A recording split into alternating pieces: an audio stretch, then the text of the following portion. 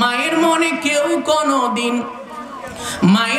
কেউ কোনোদিন কষ্ট দিও না। মহারানী বুঝবে তুমি কতই যন্ত্রণা, মহারানী বুঝবে তুমি কতই যন্ত্রণা। আজকে যে বিষয়টি নিয়ে আমি আলোচনা করব আপনাদের সামনে, পিতামাতার মর্যাদা সম্পর্কে। কারণ আজকে সমাজের মধ্যে, দেশের মধ্যে বেশিরভাগ অবহেলিত বাবা এবং মায়েরা, ঠিক কিনা? এই পৃথিবীর মধ্যে সব থেকে দামি সম্পদ, শ্রেষ্ঠ সম্পদ, মূল্যবান সম্পদের নাম হচ্ছে বাবা এবং মা। মূল্যবান সম্পদের নাম কি? মনে রাখবেন, পৃথিবীর দামি সম্পদ মা এবং বাবা, শ্রেষ্ঠ সম্পদ মা এবং বাবা। বাবা মা যদি বিছানাও পড়েও থাকে, 70 বছর বয়স হয়ে গিয়েছে, সেই বাবা মা আমার জন্য, আপনার জন্য রহমত। কারণ হলো, সেই বাম্মা যদি সন্তানের জন্য দোয়া করে, মুহূর্তের ভিতরে সেই সন্তানকে ভিক্ষুক থেকে কোটিপতি বানিয়ে দিবেন কে? আবার যদি বাম্মা সন্তানের জন্য বদদোয়া করে, মুহূর্তের ভিতরে ওই সন্তানকে কোটিপতি থেকে ভিক্ষুক বানিয়ে দিবেন কে? এই পৃথিবীতে সব থেকে দামি সম্পদ হচ্ছে বাবা এবং মা। দেখেন, একজন বাবার যদি 4 জন সন্তান থাকে, একজন যদি প্রতিবন্ধী হয়, ওই প্রতিবন্ধী সন্তানটাকে বাম্মা কিন্তু কখনো ফেলে দেয় না, বরঞ্চ তাকে বেশি মহব্বত করে ভালোবাসে। কিন্তু আজকে সমাজের মধ্যে কিছু কুলাঙ্গার সন্তান বাম্মা বৃদ্ধ হয়ে গেলে বৃদ্ধাশ্রমে রেখে আসে। এরকম কুলাঙ্গার সন্তান আছে না নাই? নবীজি বলেন, রিদর রব্বি রিদল ওয়ালিদ, সাখতুর রব্বি সাখতুল ওয়ালিদ। পিতামাতা যদি খুশি হয়, আল্লাহ খুশি হয়ে যান। পিতামাতা যদি নারাজ হয়ে যায়, আমার আল্লাহ পর্যন্ত নারাজ হয়ে যায়। রাসূল বলছেন, হুমা জান্নাতুকা ওয়া নারুকা। পিতামাতাই তোমার জান্নাত, পিতামাতাই তোমার জাহান্নাম। পিতামাতার সঙ্গে যদি ভালো আচরণ করো, একাই আচরণের কারণে, ভালো আচরণের কারণে আল্লাহ তোমাকে জান্নাত দিবেন। আর যদি খারাপ আচরণ করো, তোমার মা যদি কষ্ট পায়, বাবা যদি কষ্ট পায়, ওই সন্তানের জন্য আল্লাহ জান্নাত হারাম করে দিবেন। মায়ের মনে কেউ কোনোদিন কষ্ট দিও না। মহারানী বুঝবে তুমি কতই যন্ত্রণা, মহারানী বুঝবে তুমি কতই যন্ত্রণা। মায়ের মনে কেউ কোনোদিন কষ্ট দিও না। মহারানী বুঝবে তুমি কতই যাতনা, মহারানী বুঝবে তুমি কতই যন্ত্রণা। মা ছাড়া নাই রে কেহ, তোমার লাগি জাগবে রাত। মা ছাড়া নাই রে কেহ, মুখে তুলে দিবে ভাত।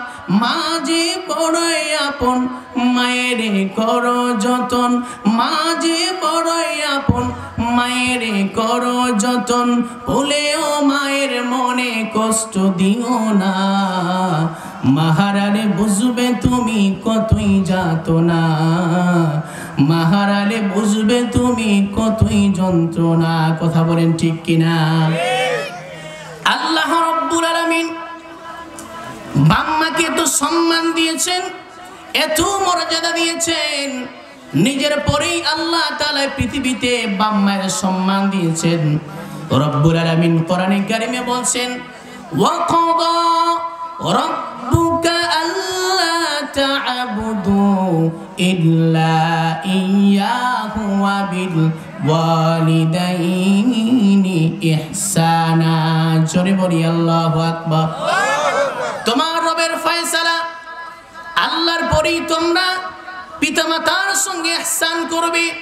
কিভাবে ইহসান করবে সেই কথাটাও আল্লাহ পরের আয়াতে বলে দিচ্ছেন, ইম্মা ইয়াবলুগান্না ইনদাকাল কিবারা আহাদুহুমা আও কিলাহুমা ফালা তাকুল লাহুমা উফ ওয়ালা তানহারহুমা ওয়া কুল লাহুমা কওলান কারীমা।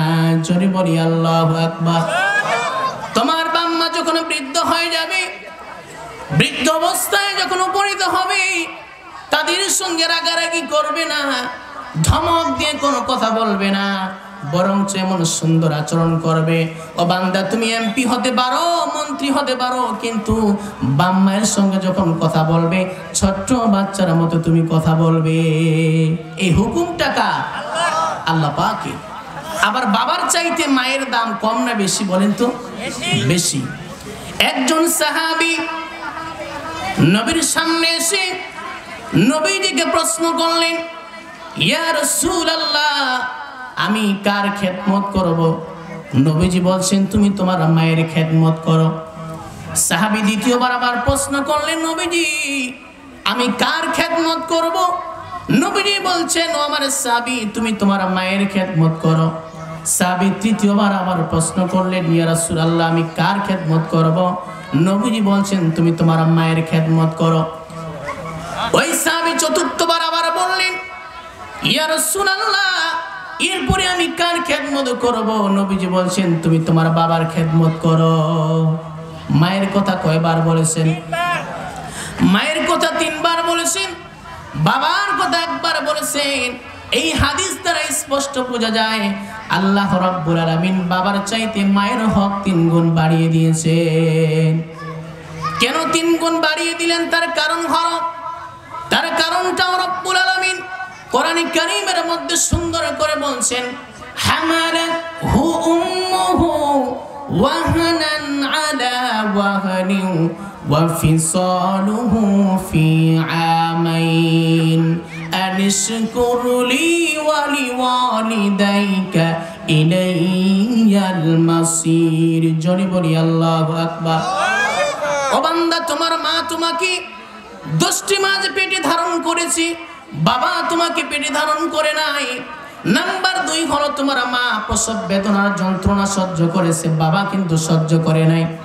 নাম্বার 3 হলো, তোমার মা হাউলাইনি কামিলাইন 2টি বছর ধরে তোমাকে কষ্ট করে দুধ পান করিয়েছেন। এই কারণে আল্লাহ বাবার চাইতে মায়ের হক 3 গুণ বাড়িয়ে দিয়েছেন। বলি সুবহানাল্লাহ। একজন মা কত কষ্ট করেছেন। আমি আপনি যখন মায়ের পেটে ছিলাম, মায়ের যখন বাচ্চা পেটে ধারণ করার 3 মাস বয়স হয়ে গিয়েছে, মায়ের খাওয়া বন্ধ হয়ে গেছে, দেখতে চাইলে নিজের স্ত্রীর দিকে তাকিয়ে লক্ষ্য করবেন। একজন মা তার পেটে যখন সন্তান আসে তখন মা খাইতে পারে না। আমরা তো পেট ভর্তি করে খানা খাই, কিন্তু মা যখন খেতে বসছেন, সন্তান মায়ের পেটে লাথি মেরেছেন, সঙ্গে সঙ্গে মা খাওয়া বন্ধ হয়ে গিয়েছে। রাতের বেলা আমরা নাক ডেকে ঘুমাই, কিন্তু রাত্রি যখন 12টা বেজে যায়, ওই মায়ের পেটে যে সন্তানটা আছে, সন্তান মায়ের পেটে যখন লাথি মারে, মায়ের ঘুমটা ভেঙে যায়।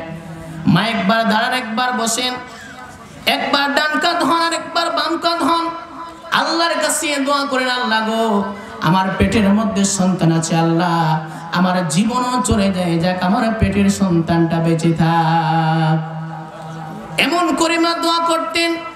আমার মায়ের মনোযোগ সহকারে শুনেন, একজন মা যদি 10টি মাস গর্ভধারণের যন্ত্রণা কষ্ট করে সহ্য করতে পারে, ডেলিভারির যন্ত্রণা সহ্য করতে পারে, রব্বুল আলামিন 10টি মাস একটা মা পেটে ধারণ করার পর যে কষ্ট করে 10টি মাস সারা রাত দাঁড়িয়ে দাঁড়িয়ে নফল ইবাদত করলে যে সওয়াব হতো, সেই পরিমাণ সওয়াব আল্লাহ তাআলা ওই মায়ের আমলনামায় দিয়ে দেন। বলি সুবহানাল্লাহ।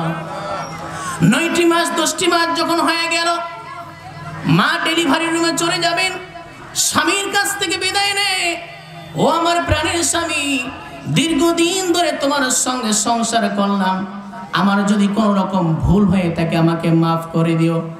কানে আসে অমুক বান্ধবী বাচ্চা প্রসবের সময় মৃত্যুবরণ করেছে, মা তবুও রেডি হয়ে গেছে মৃত্যুর জন্য। মা যখন ডেলিভারি রুমে চলে গেলেন, পিছন দিক থেকে ব্যথা শুরু হয়ে গেল, শরীর থেকে অর্ধেক রক্ত ঝরে পড়ে গেল। একজন মুজাহিদ যাদের ময়দানে যেমন রক্ত মাখা হয়ে যায়, একজন মা তেমনি রক্ত মাখা হয়ে যান। মায়ের পেট থেকে যখন সন্তানটা ভূমিষ্ঠ হলো, 2 ঘন্টা মায়ের সেন্স নাই। মায়ের যখন সেন্সটা ফিরে আসলো, যখন হুঁশটা ফিরে আসলো, তার মনে হলো আমার সন্তানটা কোথায়। সন্তানকে দেখার জন্য তিনি পেরেশান হয়ে গেলেন।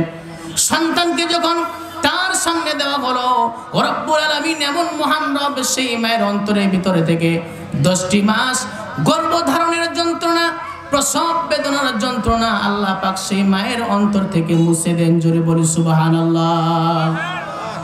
আমার ভাইয়েরা, একজন মায়ের অন্তরে কত রহম দিয়েছেন। বাস্তব একটি ঘটনা বলি। বাংলাদেশে রাজশাহী মেডিকেল হসপিটালে একজন গর্ভধারিণী মা, পেটের মধ্যে সন্তান আছে। ডাক্তারেরা পরীক্ষা নিরীক্ষা করার পরে দেখতেছে মা বাঁচবে অথবা সন্তান বাঁচবে। যদি মাকে বাঁচানো হয় সন্তানটা বাঁচবে না, আর যদি সন্তানকে বাঁচানো হয় মাটা বাঁচবে না। এই রকম ঘটনা ঘটে। কি ঘটনা বলেন? ওই মেডিকেল হসপিটালে গর্ভধারিণী মা, তাকে পরীক্ষা নিরীক্ষা করে দেখার পরে ডাক্তারেরা বলল যদি মাকে বাঁচাতে হয় তাহলে সন্তানটা বাঁচবে না, আর যদি সন্তানকে বাঁচানো হয় মাটা বাঁচবে না। কি করবেন? গর্ভধারিণী মায়ের স্বামীকে যখন জানিয়ে দেওয়া হলো, তিনিও টেনশনে পড়ে গেলেন। অবশেষে ডাক্তারেরা সিদ্ধান্ত নিল মাকে বাঁচাতে হবে, কারণ গাছ থাকলে কিন্তু ফল হবে। সুতরাং মাকে বাঁচাতে হবে। যদি মা বেঁচে থাকে আরো সন্তান হবে, সন্তানকে বাঁচালে মাকে ফেরত নেওয়া যাবে না। ডাক্তাররা যখন চূড়ান্ত সিদ্ধান্ত গ্রহণ করলো মাকে বাঁচাবেন, এই খবরটা যখন গর্ভধারিণী মায়ের কানে যখন চলে গেল, গর্ভধারিণী মা ডাক্তারের হাতে পায়ে ধরে বলতেছে, ডাক্তার সাহেব, আমি দুনিয়ার আলো দেখেছি, বাতাস দেখেছি, সব কিছু দেখেছি, সাগর নদী পাহাড় পর্বত সব কিছু দেখেছি, কিন্তু আমার পেটের মধ্যে যে সন্তানটা আছে এখনো পৃথিবীর মুখটা দেখে নাই। আমি চাই আমার সন্তানকে আমার সবটুকু হায়াত দিয়ে আমি দুনিয়া থেকে বিদায় নিতে চাই। আল্লাহর কি কুদরত! যখন ডেলিভারি রুমে চলে গেলেন, আল্লাহর কি কুদরত! আল্লাহ রাব্বুল আলামিন সেই মাটাকেও বাঁচিয়ে দিলেন, সন্তানটাকেও বাঁচিয়ে দিলেন। বলি সুবহানাল্লাহ। এই জন্য আমার ভাইয়েরা, মায়ের সঙ্গে বেয়াদবি করা যাবে না, বাবার সঙ্গে বেয়াদবি করা যাবে না। বাম্মা কত বড় নিয়ামত দেখেন। নবীজি বলেন 3টা জিনিসের দিকে তাকালেই শুধু সওয়াব। কয়টা জিনিস বলেন? আন-নাযরু ইলাল মাসহাফ। যদি কোনো ব্যক্তি কোরআনের দিকে তাকিয়ে থাকে, কোরআন পড়তে জানে না, কিন্তু যদি কোরআনের অক্ষরগুলোর দিকে তাকিয়ে থাকে, আল্লাহ রাব্বুল আলামিন ওই বান্দার আমলনামায় সওয়াব লিখে দিবেন। সুবহানাল্লাহ। 2 নম্বর হলো আন-নাযরু ইলাল কাবা। যদি কোনো বান্দা কাবা শরীফের দিকে তাকিয়ে থাকে, রব্বুল আলামিন তার আমলনামায় সওয়াব লিখে দিবেন। নাম্বার 3 হলো আন-নাযরু ইলাল ওয়াজহিল ওয়ালিদাইন। যদি কোনো সন্তান পিতামাতার দিকে নেক দৃষ্টিতে তাকিয়ে থাকে, যতক্ষণ তাকিয়ে থাকবে রব্বুল আলামিন তার আমলনামায় কবুল হজের সওয়াব লিখে দিবেন। কবুল হজের সওয়াব মিলে, মাকবুল হজের সওয়াব মিলে, মাকে একবার দেখিলে মা কেন এত দামি জানে না সকলে, মা কেন এত দামি জানে না সকলে। কবুল হজের সওয়াব মিলে, আরে মাকবুল হজের সওয়াব মিলে, মাকে একবার দেখিলে মা কেন এত দামি জানে না সকলে, মা কেন এত দামি জানে না সকলে। 10 মাস 10 দিন গর্ভে ধারণ করেছিলেন মা, সহ্য করেছিলেন মায়ে কতই যন্ত্রণা। মাকে কষ্ট দিলে আল্লাহ, আরে মাকে কষ্ট দিলে আল্লাহ আরো শোকাবে বলে, মা কেন এত দামি জানে না সকলে, মা কেন এত দামি জানে না সকলে। আল্লাহ বাপ মায়ের খেদমত করার আমাদের তৌফিক দান করুক, বলেন আমিন।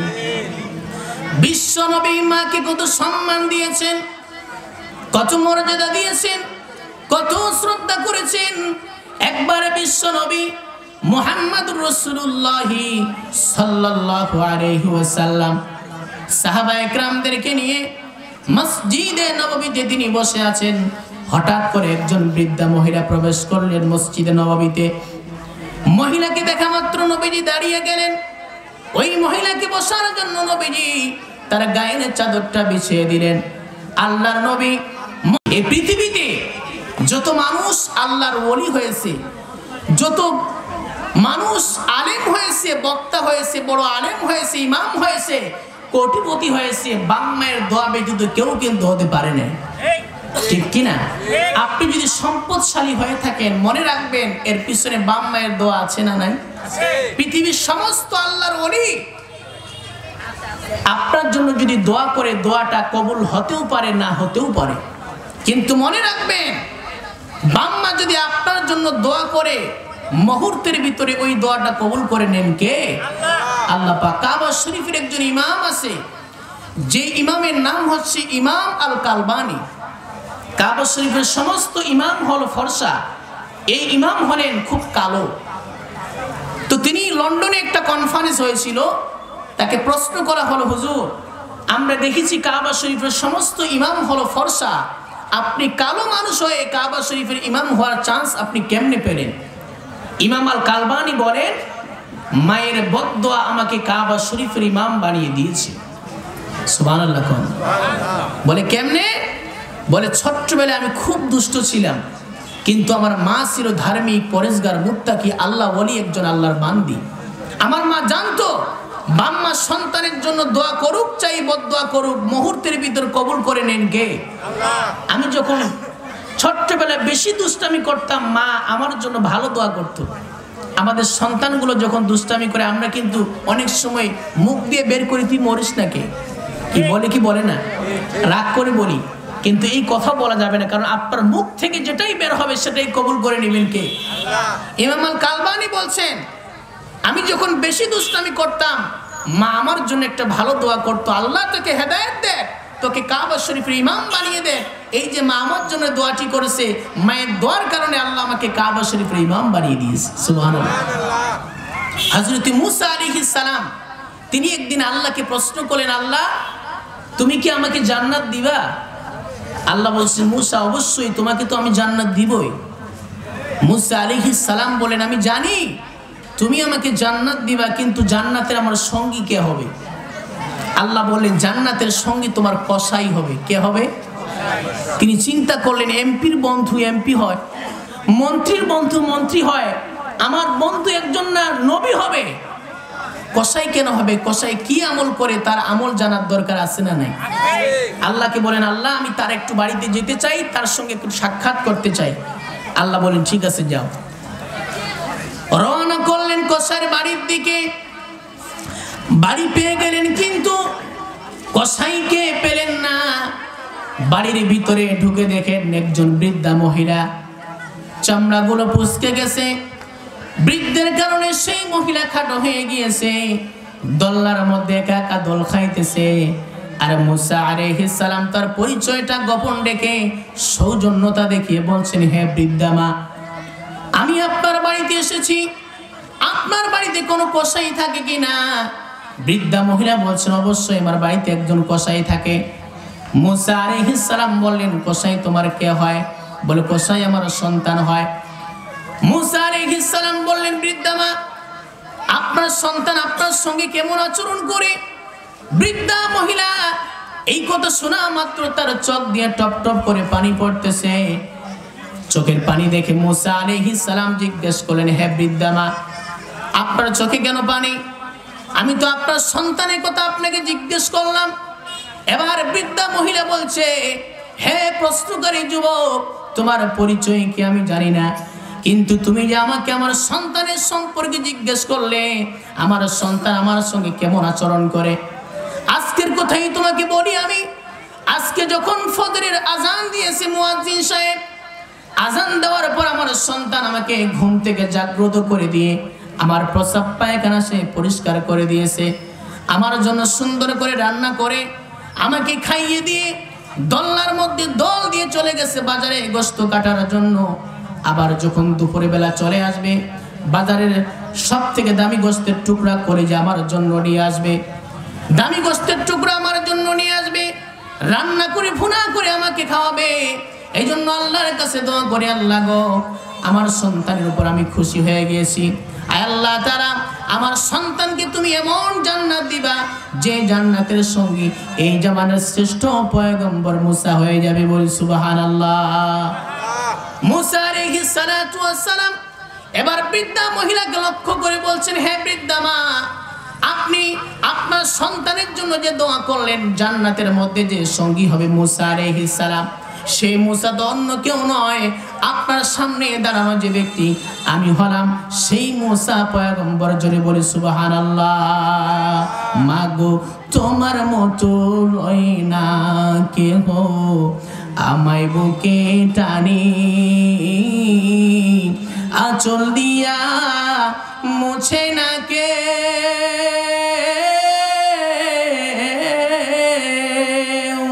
আঁচল দিয়া মুছে না কেউ আমার চোখের পানি।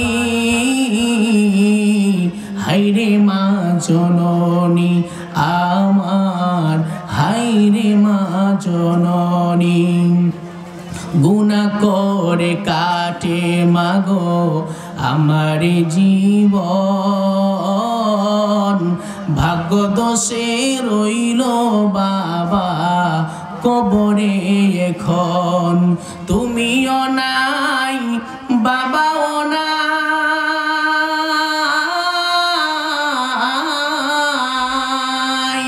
তুমিও নাই বাবাও নাই, এতিম আমি এখনি।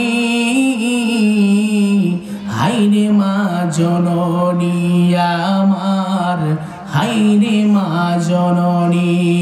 আল্লাহ আমাদের বাবা মাকে কবুল করুক, বলেন আমিন। পয়গম্বর সুলাইমান আলাইহিস সালাম নাম শুনছেন না শুনেন নাই? এই সারা পৃথিবীতে 4 জন ব্যক্তি বাদশাহী করেছেন, 2 জন মুসলমান আর 2 জন কাফের। মুসলমানের মধ্যে 2 জন হলেন, একজন হলেন বাদশা যুলকারনাইন, আরেকজন হলেন হযরত সুলাইমান আলাইহিস সালাম। তিনি শুধু নবী ছিলেন না, তিনি সারা পৃথিবীর বাদশাহী করেছেন। সুবহানাল্লাহ। সুবহানাল্লাহ। সুলাইমান আলাইহিস সালাম এমন পয়গম্বর ছিলেন, পৃথিবীতে এমন কোন মাখলুক নাই যে মাখলুকের ভাষা তিনি বুঝতেন না। সুবহানাল্লাহ। সুবহানাল্লাহ। পৃথিবীর এক প্রান্ত থেকে আরেক প্রান্ত সফর করতেন 12 ঘন্টায়। কয় ঘন্টায়? 12 ঘন্টায়। এই পৃথিবীতে এমন কোন যানবাহন বের হয় নাই যেই যানবাহন, যে মেশিন 12 ঘন্টায় পৃথিবীর এক প্রান্ত থেকে আরেক প্রান্ত সফর করবে। কিন্তু সুলাইমান আলাইহিস সালাম তার 6 লক্ষ বাহিনী নিয়ে, সিংহাসন নিয়ে বাতাসের মাধ্যমে পৃথিবীর এক প্রান্ত থেকে আরেক প্রান্ত সফর করতেন 12 ঘন্টায়। এই যে আমরা বিমান দেখি, হেলিকপ্টার দেখি, তৈল লাগে, অকটেন লাগে, পেট্রোল লাগে, লাগে কি লাগে না? কিন্তু সুলাইমান নবী যেই সিংহাসন নিয়ে তিনি চলতেন, তার বিমানে কোনো তৈল লাগতো না, অকটেনও লাগতো না। সুবহানাল্লাহ। একদিন আল্লাহ রাব্বুল আলামিন সুলাইমান আলাইহিস সালামকে বললেন, আমার নবী যাও, তুমি তোমার সিংহাসন নিয়ে সমুদ্রের মাঝখানে যাও, সেখানে গিয়ে আমি আল্লাহর কুদরত তুমি দেখতে পাবে। হযরত সুলাইমান আলাইহিস সালাতু ওয়াস সালাম সিংহাসন নিয়ে 6 লক্ষ বাহিনী নিয়ে, শক্তিশালী জিনদেরকে নিয়ে তিনি রওনা করেন। সমুদ্রের মাঝখানে যখন তিনি পৌঁছে গেলেন, শক্তিশালী জিনটাকে হুকুম করলেন, যাও তুমি সমুদ্রের মাঝখানে চলে যাও, গভীরে চলে যাও, সেখানে গিয়ে আল্লাহর কুদরত দেখতে পাবে। সুলাইমান আলাইহিস সালামের নির্দেশ পাওয়ার পরে শক্তিশালী জিন সমুদ্রের গভীরে চলে গেল, কিন্তু কিছুই দেখতে পেল না। ফিরে এসে বলতেছে, পয়গম্বর আমি তো সমুদ্রের গভীরে চলে গিয়েছিলাম, কিন্তু কিছুই দেখতে পাইলাম না। হযরত সুলাইমান নবী সেই জিনের থেকে আরেকটা শক্তিশালী জিনকে পাঠিয়ে দিলেন, তুমি যাও, সেখানে গিয়ে আল্লাহর কুদরত তুমি দেখতে পাবে। দ্বিতীয় জিনটাও সমুদ্রের তলদেশে গমন করলো, কিন্তু কিছুই দেখতে পেল না। তৃতীয় আরেকটা জিনকে পাঠিয়ে দিলেন, সেও কিছু দেখতে পেল না। সুলাইমান আলাইহিস সালাতু ওয়াস সালাম তার একজন খাদেম ছিলেন, তার নাম হলো আসিম। তিনি ইসমে আজম জানতেন। তিনি যখন সমুদ্রের তলদেশে গমন করলেন, গিয়ে দেখলেন সমুদ্রের গভীরে নিচেও পানি, উপরেও পানি, ডানেও পানি, বামেও পানি, মাঝখানে 4 দেয়ালের একটা ঘর। এই ঘরটাকে দেখে সুলাইমান আলাইহিস সালামের খাদেম এসে বলতেছে, পয়গম্বর আমি একদম সমুদ্রের গভীরে চলে গিয়েছিলাম, গিয়ে দেখলাম সুন্দর একটা ঘর। আল্লাহর নবী সুলাইমান তার কথা শুনে তিনি যখন সেখানে চলে গেলেন, গিয়ে দেখলেন একদম সমুদ্রের গভীরে নিচেও পানি, উপরেও পানি, ডানেও পানি, বামেও পানি, মাঝখানে 4 দেয়ালের একটা ঘর, ঘরের 4টা দরজা আছে, কিন্তু আল্লাহর কি কুদরত, ভিতরে 1 ফোঁটা পানিও প্রবেশ করে নাই। বলি সুবহানাল্লাহ। আল্লাহর পয়গম্বর সুলাইমান আশ্চর্য হয়ে গেলেন, 4টা দরজা খোলা আছে কিন্তু বাইরে থেকে কোনো পানি প্রবেশ করে নাই। তিনি আশ্চর্য হয়ে গিয়ে ভিতরে যখন ঢুকলেন আরো আশ্চর্য হয়ে গেলেন। ওই ঘরের ভিতরে দেখলেন সুদর্শন একটা যুবক আল্লাহ আল্লাহ নাম জপতেছে। বলি সুবহানাল্লাহ। কাদের কুদরতুদারি বরকামান আনতা রব্বি আনতা হাসবি দুল জালাল তুহি কাদের জলিলুল্লাহ জাহাদার বাহর কারে তুহি মেরা নেগাহদার। আল্লাহ আল্লাহ क्या मुबारक नाम है, अल्लाह अल्लाह मोमिनों का काम है। अल्लाह अल्लाह इच शिरीनिस्त नाम शिरे सकर्मी कुনত जानम तमाम। अल्लाह अल्लाह तू मेरा माशूक है, अल्लाह अल्लाह तू मेरा माबूद है। হযরত সুলাইমান পয়গম্বর ঘরের ভিতরে যখন প্রবেশ করলেন একটা যুবককে দেখতে পেলেন, সুদর্শন যুবক ঘরের ভিতরে আল্লাহ আল্লাহ নাম জপতেছে। আল্লাহর নবী সুলাইমান আলাইহিস সালাম আশ্চর্য হয়ে গিয়ে যুবকটাকে জিজ্ঞেস করলেন, যুবক এই সমুদ্রের গভীরে পানির ভিতরে আবার এই ঘরের মধ্যে তুমি আল্লাহর ইবাদত করো, এত সম্মান এত মর্যাদা তুমি কেমনে অর্জন করেছো তুমি আমাকে বলো। যুবকটা ডাক দিয়ে বলে, পয়গম্বর আমি আমার বাবা এবং মায়ের 70টা বছর ধরে খেদমত করেছি। কত বছর ধরে বলেন? 70 বছর ধরে খেদমত করেছি। বাবা ছিল পঙ্গু, মা ছিল অন্ধ। 70 বছর ধরে খেদমত করেছি। আমার বাবা আমার মা আমার জন্য দোয়া করেছিল, আল্লাহ আমাদের মৃত্যুর পরে আমাদের সন্তানটাকে এমন জায়গায় থেকে ইবাদত করার তৌফিক দিও যেখানে শয়তান প্রবেশ করতে পারবে না। হে আল্লাহর নবী সুলাইমান, আমার বাবা এবং মায়ের মৃত্যুর পরে এই সমুদ্রের কিনারায় যখন আসি, আসার পরে এই ঘরটা যখন দেখতে পাই, ঘরের সৌন্দর্য দেখে যখন আমি ঘরের ভিতরে প্রবেশ করি, আমাকে এবং ঘরটাকে আল্লাহ রাব্বুল আলামিন সমুদ্রের তলদেশে নিয়ে আসে। তখন থেকে আমি এখানে ইবাদত করি। বলি সুবহানাল্লাহ। আল্লাহর নবী সুলাইমান বললেন, তুমি এখানে কেমনে খাওয়া দাওয়া করো, কিভাবে তোমার খাদ্য আসে? যুবকটা বলে, পয়গম্বর যখন খানার সময় হয় একটা পাখি ঠোঁটের মধ্যে একটা পিয়ালার মধ্যে একটা খানা নিয়ে আসে, এই খানাগুলো খেলে আমার সমস্ত ক্ষুধা নিবারণ হয়ে যায় এবং সমস্ত ভয় আমার অন্তর থেকে কেটে যায়। বলি সুবহানাল্লাহ। কিসের দোয়া? মায়ের দোয়া। কিসের দোয়া? মায়ের দোয়া। এই পৃথিবীতে যারাই বড় হয়েছে বাম মায়ের দোয়ার কারণেই কিন্তু হয়েছে, ঠিক কিনা ভাই? আমার ভাইরা, আপনি ঢাকায় গেছেন, ঢাকা থেকে বাড়িতে ফিরতেছেন, আসার পরে আপনার স্ত্রী, আপনার সন্তান, আপনার ভাই বোন আপনার পকেটের দিকে তাকাবে, আপনার ব্যাগের দিকে তাকাবে, আমার ভাই আমার জন্য কি নিয়ে আসে, আমার বাবা আমার জন্য কি নিয়ে আসে। একমাত্র জনম দুঃখিনী মা আপনার মুখের দিকে তাকাবে আর বলবে, আমার সন্তানটা মনে হয় সকাল থেকে কিচ্ছু খায় না, ঠিক কিনা?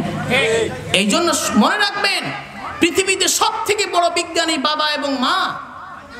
কারণ আপনার যদি কোনো কিছুতে আঘাত লাগে শরীরে, পৃথিবীর কেউ না বুঝতে পারলে মায়ের অন্তরটা কিন্তু ছটফট করতে শুরু করে, ঠিক না? এই জন্য তো কবি বলেন, বিদেশেতে যদি কারো সন্তান মারা যায়, পশু পাখি না জানিতে আগে জানে মা। মায়ের অন্তরটা ছটফট করতে শুরু করে। সেই বাম্মাকে যারা কষ্ট দিবে এদের জন্য আল্লাহর জান্নাত হারাম হয়ে যাবে, ঠিক কিনা? আব্দুল্লাহ ইবনে মুবারক রহমাতুল্লাহি আলাইহি ইরাকের বিখ্যাত আলেম ছিলেন। ইমাম আবু হানিফা রহমাতুল্লাহি আলাইহির ছাত্র ছিলেন। ইমাম বুখারী রহমাতুল্লাহি আলাইহির ওস্তাদ ছিলেন। তিনি একটা ঘটনা বর্ণনা করেন। তিনি বলেন, আমি একবার মক্কা শরীফে হজ করতে গেলাম। হজ করতে গিয়ে দেখলাম কাবা শরীফ তওয়াফ করতেছি, তো আমার সামনে একটা যুবক মাথার মধ্যে খাঁচা নিয়ে ঘুরতেছে, তওয়াফ করতেছে। তো আমি মনে করলাম এই যুবকের খাঁচার মধ্যে হয়তো কলা আছে অথবা আপেল আঙ্গুর আছে, কারণ এখানে অনেকে হজ করার জন্য আসার পরে অনেকে ব্যবসাও করে। তো তিনি বলছেন আমি যুবকটাকে জিজ্ঞেস করতে চাইলাম, কিন্তু তওয়াফরত অবস্থায় কথা বলা নিষেধ। আব্দুল্লাহ ইবনে মুবারক রাহমাতুল্লাহি আলাইহি বলেন, যুবকটা যখন 7টা তওয়াফ শেষ করলো, আমিও 7টা তওয়াফ যখন শেষ করলাম, তওয়াফ শেষ করার পরে 2 রাকাত নামাজ পড়া হলো ওয়াজিব। ওই যুবকটা যখন 2 রাকাত নামাজ পড়লো, আমিও নামাজ পড়লাম। নামাজ শেষ করার পরে যুবককে লক্ষ্য করে বললাম, যুবক, এখানে হজ করতে আসছো ভালো কথা, হজের ফাঁকেও কিন্তু ব্যবসা করা যায়।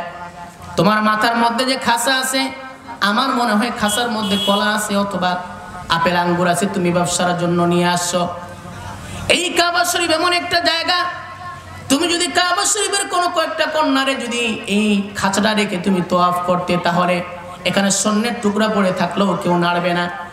কারণ তোয়াফ করা খুব কষ্টকর কাজ, তুমি তো ইচ্ছা করলে পাশে রেখে তোয়াফ করতে পারতে, মাথার মধ্যে কেন নিয়ে তোয়াফ করলে? কারণটা কি? যুবকটা ডাক দিয়ে বলে, হুজুর আপনার নাম কি? হুজুর বলে, আমার নাম হলো আব্দুল্লাহ ইবনে মুবারক। আপনার বাড়ি কোথায়? বলে, আমার বাড়ি তো ইরাকে। বলে, হাই হাই, আপনি কি সে আব্দুল্লাহ ইবনে মুবারক, ইরাকের সবথেকে বড় আলেম? বলে, হ্যাঁ। বলে, হুজুর আপনি যে আমাকে বললেন আমার যে মাথার মধ্যে খাঁচা আছে, খাঁচার মধ্যে কলা আছে অথবা আপেল আঙ্গুর আছে, আপনি ভুল বুঝেছেন। এই খাঁচার মধ্যে কলা আম কিছুই নাই, এই খাঁচার মধ্যে আমার জনম দুঃখিনী মা আছে। আব্দুল্লাহ ইবনে মুবারক রাহমাতুল্লাহি আলাইহি আশ্চর্য হয়ে গিয়ে যুবকটাকে লক্ষ্য করে বলছেন, যুবক, তোমার মাকে তুমি কোথায় পেলে? যুবক ডাক দিয়ে বলে, হুজুর তাহলে আপনাকে ঘটনা শোনাতে হয়। আমার বাড়ি হলো ইরাকে। আমি যখন হজ করতে আসবো, মায়ের কাছ থেকে বিদায় নিতে গেলাম, মা আমি তো হজ করতে যাচ্ছি, তুমি আমার জন্য দোয়া করো, আমি যেন ভালোভাবে ফিরে আসি। আমার মা তখন আমাকে জিজ্ঞেস করলো, সন্তান তুই হজ করতে যাচ্ছিস, হজ করতে আসতে তোর প্রায় 3 মাস সময় লাগবে। এই 3 মাসের মধ্যে আমি মা যদি মরে যাই, আমাকে কে দাফন দিবে? আমার কে জানাজা নামাজ পড়াবে? আমার মনের মধ্যে আশা বাসনা, তুমি আমার জানাজা নামাজ পড়াবে, আমার দাফন দিবে। বাবা তুমি যদি যেতে চাও একাই যেতে পারবে না, আমি মাকেও সঙ্গে করে নিয়ে যেতে হবে। আমি তখন মাকে বললাম, মা আমি কি তোমাকে এখান থেকে নিয়ে যেতে পারবো? মা বলছে, সন্তান তোর জন্য দোয়া করতেছি, তুই নিয়ে যেতে পারবি। হুজুর আমার মাকে মাথার মধ্যে খাঁচার মধ্যে নিয়ে ইরাক থেকে পায়ে হেঁটে আমি মক্কা শরীফে হজ করার জন্য আসছি। আব্দুল্লাহ ইবনে মুবারক রাহমাতুল্লাহি আলাইহি যুবকটাকে লক্ষ্য করে বলছেন, যুবক, জীবনে অনেক মায়ের পাগল দেখেছি, মায়ের ভক্ত দেখেছি, কিন্তু তোর মতো মায়ের পাগল সন্তান আমি কোনোদিন দেখে নাই। যুবকটা ডাক দিয়ে বলে, হুজুর আশ্চর্য হওয়ার কিছু নাই, এবার প্রথমবার না, এর আগে আরো 9 বার আমার মাকে পায়ে হেঁটে হজ করার জন্য মক্কা শরীফে নিয়ে আসছি। বলে, সুবহানাল্লাহ। হুজুর আপনাকে একটা প্রশ্ন করতে চাই, এইবার ধরা আমার 10 বার আমার মাকে পায়ে হেঁটে করে এখানে নিয়ে আসছে আমি হজ করার জন্য, আর যদি 10 বার মাকে ইরাক থেকে পায়ে হেঁটে হজ করার জন্য নিয়ে আসি, আমার মায়ের দুধের ঋণ কি আমি পরিশোধ করতে পারবো না? আব্দুল্লাহ ইবনে মুবারক রাহমাতুল্লাহি আলাইহি ডাক দিয়ে বলছেন, শোনো যুবক, আর 10 বার কেন, আর 100 বার যদি তোমার মাকে ইরাক থেকে পায়ে হেঁটে করে তুমি হজ করার জন্য নিয়ে আসো, তোমার মা যেদিন তোমাকে প্রথমবার দুধ পান করিয়েছিল, 1 ফোঁটা দুধ যদি 70 ভাগ করা হয়, 1 ফোঁটা দুধ 70 ভাগ করার পরে 1 ভাগের সমান তোমার ঋণ শোধ হবে না। জোরে বলি সুবহানাল্লাহ। আমাদের চামড়া যদি মায়ের জুতা বানিয়ে দেই, মায়ের ঋণ কি শোধ করা যাবে? যাবে না। আমার ভাইয়েরা এই জন্য বাম মায়ের খ্যাতমত করতে হবে। আবার বাম মায়ের প্রতি যেমন সন্তানের কর্তব্য আছে, হক আছে, সন্তানের প্রতি বাম মায়ের হক আছে না নাই? আছে। আজকে আমাদের সন্তানগুলো বাম মায়ের খ্যাতমত করে না। অনেক ভাই বলে, হুজুর আমার সন্তান আমার কথাই শুনে না। কিছুদিন আগে বললাম আপনাদেরকে, প্রথমে বগুড়া এক যুবক ছেলে তার মাকে শ্বাসরুদ্ধ করে বেড়ে ফেলে ফ্রিজের মধ্যে ঢুকিয়ে রাখছে। শুধু সন্তানের দোষ দিলে কিন্তু হবে না, আমাদেরও বাম মায়ের দোষ আছে না নাই? হযরত ওমর রাদিয়াল্লাহু তাআলা আনহুর জামানায় এক বৃদ্ধ বাবা এসে অভিযোগ দিল তার সন্তানের বিরুদ্ধে, হুজুর আমার সন্তান আমার কথা শুনে না, আমার খ্যাতমত করে না। হযরত ওমর রাদিয়াল্লাহু তাআলা আনহু তার সন্তানকে ডেকে ধমক দিলেন, তুমি নাকি তোমার বাবার কথা শুনো না? যুবকটা বলতেছে, হুজুর ইসলামের মধ্যে বাবা মায়ের প্রতি যেমন সন্তানের হক রয়েছে, সন্তানের প্রতি বাবা মায়ের হক আছে না নাই? হযরত ওমর বলছেন অবশ্যই আছে। বলে হুজুর আমার বাবা সন্তানের হক আদায় করে নাই। কারণ কি? বলে সন্তান হওয়ার পরে সর্বপ্রথম নাম রাখতে হবে একটা সুন্দর নাম। আমার নাম রাখছে কি জাআলা জুয়েল, এর অর্থ হলো ময়লা আবর্জনা ড্রেন। 2 নম্বর, দিনদার মা উপহার দেওয়া সন্তানকে, আমার মা কিন্তু চরিত্রহীন। নাম্বার 3 হলো আমাকে কোরআনের শিক্ষা দেয় নাই। হযরত ওমরকে যখন ওই সন্তানটা এই কথা বলছেন, হযরত ওমর তার বাবাকে ধমক দিলেন, তোমার তো দোষ, তুমি তো তেঁতুল গাছ লাগানোর পরে আপেল ফল খাওয়ার আশা করতেছ, ঠিক কিনা? তেঁতুল গাছ লাগালে মনে রাখবেন তেঁতুল ফল কিন্তু হবে। আপেল গাছ লাগালে আপেল ফল খাবেন, যেমন তেঁতুল গাছ লাগালে তেঁতুল ফলই হবে। আপনি সন্তানকে ভালো করে দ্বীনি শিক্ষা দেন না, ওই সন্তানকে আপনার খেদমত করবে না। এই জন্য বাবা মায়ের দায়িত্ব হলো সন্তানের কর্তব্যগুলো পালন করা। আল্লাহ তৌফিক দান করুন, বলেন আমিন। সময় যেহেতু সংক্ষিপ্ত, মা বোনেরা আসছে না, মা বোনদের কিছু কথা বলার দরকার আছে না নাই বলেন? কারণ এখন তো মা বোনেরা ক্ষমতায় নেই, আগে খুব ক্ষমতা ছিল। স্বামীকে খুব পাওয়ার দেখাতে বল, বেশি কথা বলবি জেলখানার ভাত খাওয়াবো। এখন তো শেখ হাসিনা পালাইছি, আর ভয় আছে নাকি? ভয় নাই। তবে মা বোনদেরকে বলবো, এখন অধিকাংশ মা বোন কিন্তু পর্দা করে না। কি দিকের মা বোনেরা কি করে? মেয়েরা আবার হুন্ডা চালায়। কি আছে না নাই? আল্লাহ রে কোন দুনিয়ায় পাঠাইলা আমারে, আল্লাহ রে কোন দুনিয়ায় পাঠাইলা আমারে। বর্তমানের ছেলে মেয়ে দেখো কি কারবার, ছেলে পিছে মেয়ে সামনে হুন্ডারি ড্রাইভার। আল্লাহ রে কোন দুনিয়ায় পাঠাইলা আমারে, আল্লাহ রে কোন দুনিয়ায় পাঠাইলা আমারে। কথা কোন ঠিক কিনা? মা বোনদেরকে একটা হাদিস বলবো, এই হাদিসটা বলি শেষ করব।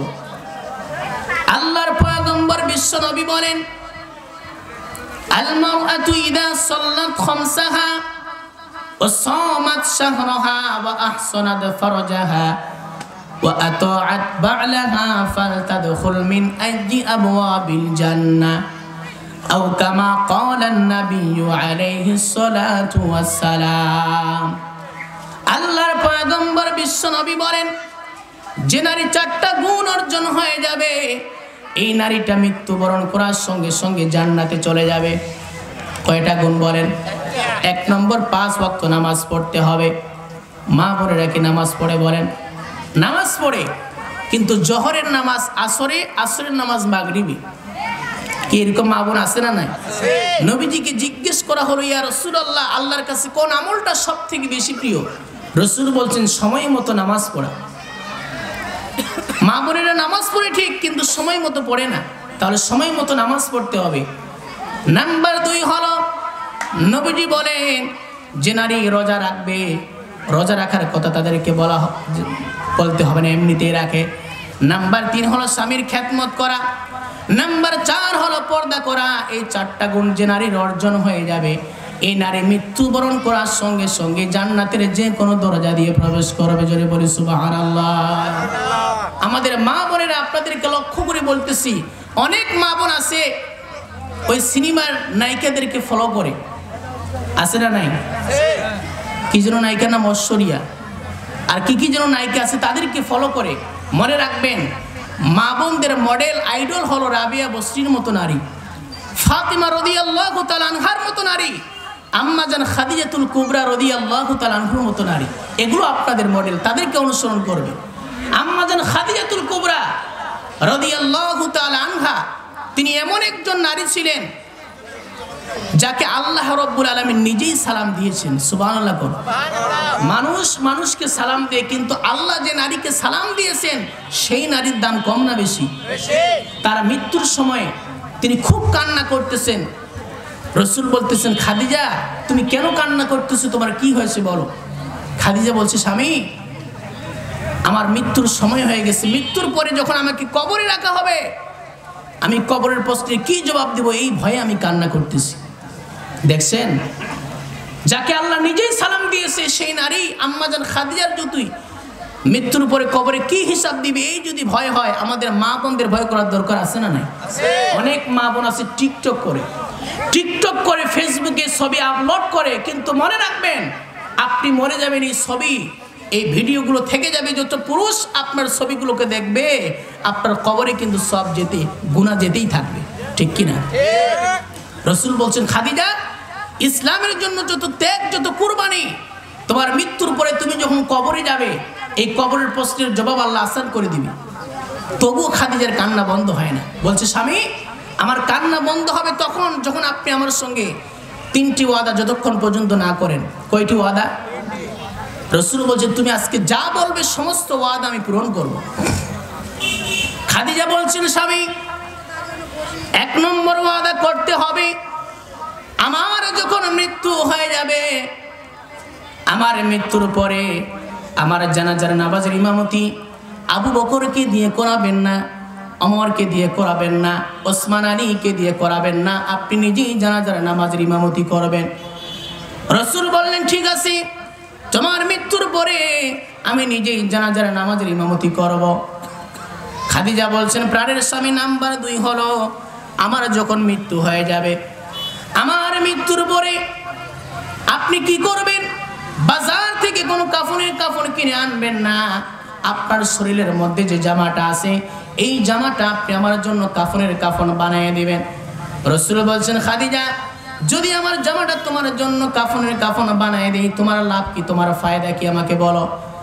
আম্মা জান খাদিজাতুল কুবরা বলছেন, নবীজি যদি আপনার জামাটা আমার জন্য কাফন বানিয়ে দেন, আমাকে যখন কবরে রাখা হবে ফেরেশতারা যখন জিজ্ঞেস করতে আসবে, মার রব্বুকা ওয়া মা দীনুকা ওয়া মা নাবিয়ুকা, আপনার কাপড়টা পবিত্র জামাটা আমার শরীরের মধ্যে আছে, আপনার জামার মধ্যে আপনার ঘাম লেগে আছে, আপনার ঘাম তো মেশক আম্বরের থেকে সুগন্ধি। সুবহানাল্লাহ কোন? নবীর ঘামে তো সুগন্ধি ছিল। মক্কার মধ্যে যখন কারো বিয়ে লাগতো নবীর ঘামগুলো শিশির মধ্যে ভরে নিয়ে তারা ওই নবীজির ঘাম বলো না সাহাবীরা আতর বানায়, ওই নবীজির ঘাম রহমতে আলম নবী দজাহান, সাহাবীরা আতর বানায়, ওই নবীজির ঘাম বলো না সাহাবীরা আতর বানায়, ওই নবীজির ঘাম। চিনো মানুষ জানো কেমন আমার নবীজি, যাহার পাগল চন্দ্র সূর্য তারকারাজি, বাবা আরো সোবানি সুন্দর কাহিনী, আরো সোবানি সুন্দর কাহিনী, জান্নাতের রুমে রুমে লেখা নবীর নাম বলো না, জান্নাতের রুমে রুমে লেখা নবীর নাম। একটু চিৎকার দিয়ে বলেন মারহাবা।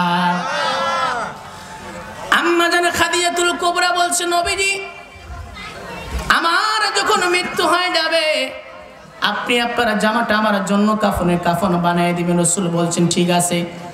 নাম্বার 3 হলো, ও আমার প্রাণের স্বামী আমার সঙ্গে ওয়াদা করতে হবে, আমার মৃত্যুর পরে যখন আমাকে কবরে রাখা হবে সমস্ত মানুষরা যখন দাফন দিয়ে চলে আসবে আপনি আসবেন না, কারণ ফেরেশতারা যখন আমাকে 3টি প্রশ্ন করতে আসবে এই 3টি প্রশ্নের জবাব আপনি রাসূল নিজে দিয়ে দিবেন।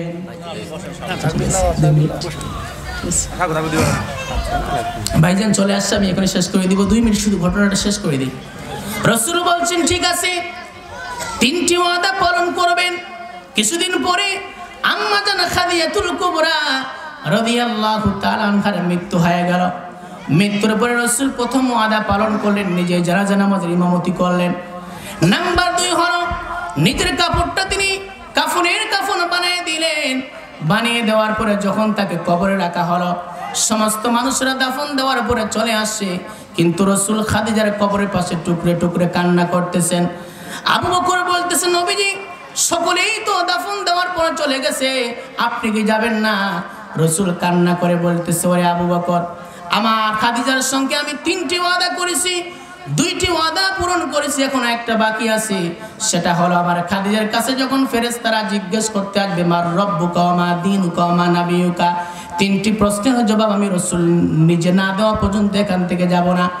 আমার আল্লাহ রাব্বুল আলামিন জিবরাইলকে লক্ষ্য করে বলছেন, জিবরাইল যাও যাও আমার বন্ধুকে গিয়ে বলো, আমার বন্ধু যেদিন খাদিজার সঙ্গে 3টি ওয়াদা করেছেন, এই 3টি ওয়াদা পূরণ করার জন্য স্বয়ং আরশের মালিক মহান রব্বুল আলামিন নিজেই জিম্মাদারি নিয়ে নিয়েছেন। বলে সুবহানাল্লাহ। আমার ভাইরা, আমার বোনেরা, আম্মাজান খাদিজাতুল কুবরা যাকে আল্লাহ নিজে সালাম দিয়েছেন, তার যদি এত ভয় হয়, আমাদের মা বোনদের ভয় করার দরকার আছে না নাই? আছে।